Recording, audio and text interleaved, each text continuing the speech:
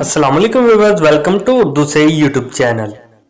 Like the video, subscribe my channel and press the bell icon to get notified. नाम है मसूद।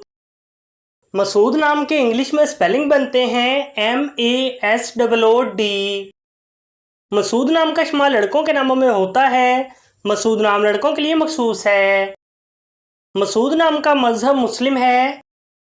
मसूद नाम के मायने हैं नेक, सादतमंद, सूदमंद, मुबारक, अच्छा।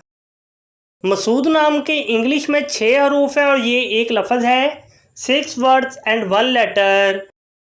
मसूद नाम के उर्दू में 5 हरूफ हैं और ये एक लफ्ज़ है। अपने नाम का मीनिंग जानने के लिए कमेंट बॉक्स में लिखिए। चैनल को सब्सक्राइब कीजिए, वीडियो को लाइक और शेयर कीजिए। Thanks for watching.